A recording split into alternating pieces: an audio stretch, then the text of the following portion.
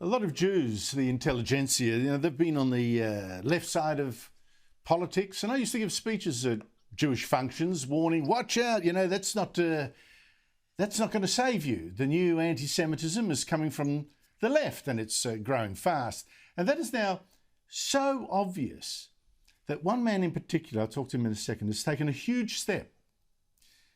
Now, it's true, it should be possible to criticise Israel without being called anti-Semitic, but the criticism of Israel from the left is so over the top, it's so relentless, it's so one-sided, it's so biased and so often based on falsehoods that it absolutely stinks to me of Jew hatred.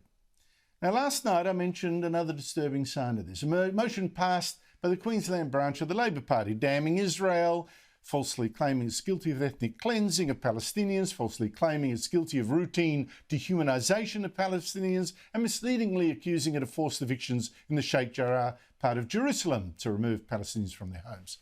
Now, that motion was passed at a meeting of the Queensland Labor Party, which seemed to treat the Israeli democracy of one of the worst regimes in the world, demanding of lots of red signs of protests, etc., in a way you never see, for instance, protests against China or whatever at that meeting. Now, last night I pointed out how unfair these motions were, but former Labor Premier and former Foreign Minister Bob Carr has pushed back. He's insisted there's not a hint of anti-Semitism in the Australian Labor Party. He says there's been a long-term shift against Israel in Labor circles, but that's because of its settlement expansion and the chauvinism of Israel's politics.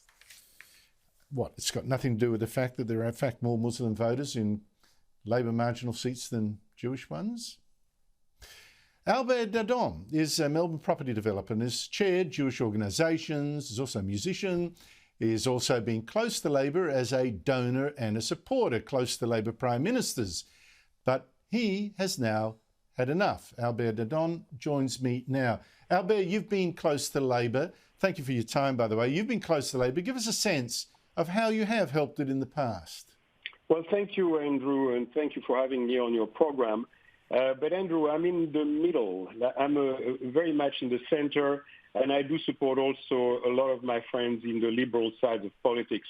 But in this instance, Andrew, what my contention is that, and you've known me for years, you know that I like pluralistic views. But in this instance, we only hear one voice in the Labour Party now, in the ALP, and that's the voice of anti-Semitism and the voice of anti-Israel. And quite frankly, it is enough. And I cannot tell you that there are not people of goodwill in the ALP. There are.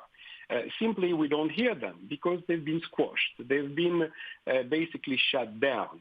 And, you know, when you see the campaign of intimidations, like I know someone, for instance, who was in the Queensland conference who basically decided to leave instead of facing and pushing back. Because, Andrew, I want to remind everyone in the ALP that in a democracy, the only weapon we have is our mouth. And if you don't push back, then the other side prevails. Right now, there is no pushback. Now, it's not a surprise to you that in 2002, there were two fringe voices in the Labour Party, and that was the current leader, Anthony Albanese, and Tanya Plibersek.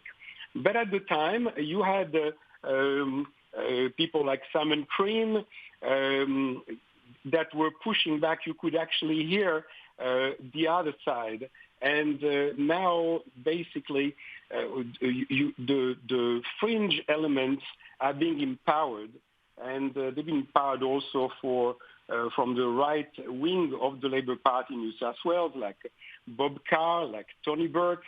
And, of course, they never talk about what's happening, the massacres in Burkina Faso, the massacres in Nepal, or indeed the Uyghurs in China.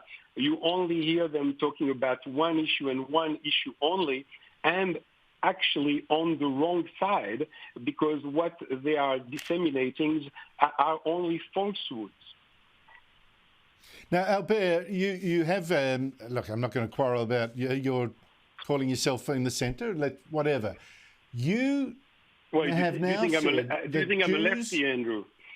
Raging lefty. No, not really. Albert, on a number of issues you are in the centre, but when we first met, I think it's fair to say you were fairly close to Julia Gillard and people like that. But what I'm saying now, what I'm asking you now is I've been struck by your call the other day that Jews should consider ending their donations to Labor at least until it gets its house into order. Why is that?